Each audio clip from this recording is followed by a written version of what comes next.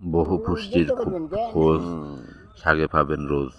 সবাইকে সালাম এবং শুভেচ্ছা জানাই কৃষি ডের পক্ষ থেকে। আমরা আপনাদের সাথে আজকে আলোচনা করব বিশেষ করে শীতকালের সবচেয়ে জনপ্রিয় শাক লাল শাক এবং মূলার শাক।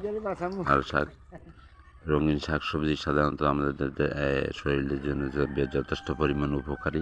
বিশেষ করে ভিটামিনের চাহিদা পূরণে রঙিন শাক সবজি অত্যন্ত গুরুত্বপূর্ণ ভূমিকা পালন করা থাকে এবং এই শাক আমাদের দেশে শীতকালেই সবচেয়ে বেশি জন্মে থাকে, তবে সারা বছর উৎপাদিত হয় এখন।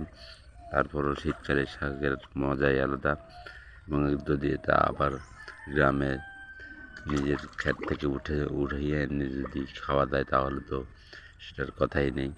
আমরা আজকে আপনাদেরকে দেখাবো যে একটি মাঠে লাল শাক এবং মূলার শাক কীভাবে উৎপাদন করেছেন এবং কীভাবে কত সযত্নে উৎপাদন করেছেন। এবং শাকের একটি বৈশিষ্ট্য হল যে শাকে প্রচুর পরিমাণে ভিটামিন রয়েছে এবং প্রচুর পরিমাণে খনিজ পদার্থ সহকারে বিভিন্ন রকমের নানাবিধ উপাদানগুলো রয়েছে, যে উপাদানগুলো আমাদের শরীরের জন্য যথেষ্ট উপকারী এবং দৈনন্দিন দরকার।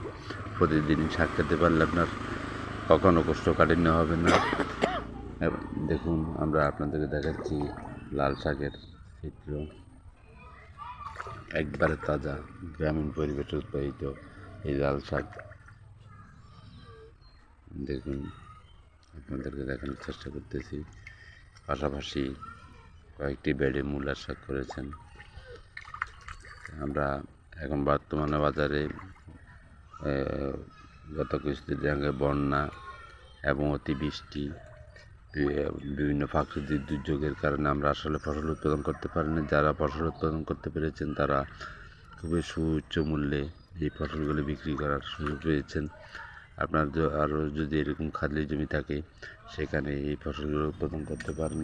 বিশেষ করে পারিবারিক পুষ্টির চাহিদা পূরণের পাশাপাশি বাড়তি ফসল বাজারে এখন খুব উচ্চ মূল্যেই বিক্রি করা সম্ভব হচ্ছে।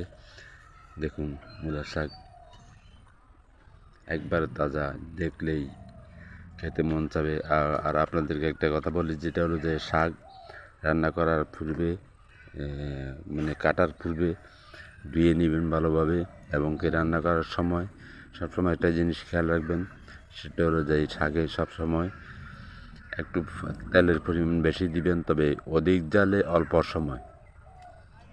একটা জিনিস খেয়াল রাখবেন, অধিক জালে অল্প সময়ে আপনি শাক রান্না করবেন, রান্না করেন, তাহলেই আপনি সেখানে পুষ্টিমান বজায় থাকে এবং কি এই পুষ্টিমান আমাদের শরীরের এই বাজারে উচ্চ মূল্য পাওয়া সম্ভব। তাই আপনিও এখন বাজারে উচ্চ মূল্য, যদি ভিডিওটি ভালো লেগে থাকে লাইক কমেন্ট করে দেবেন। ধন্যবাদ সবাইকে।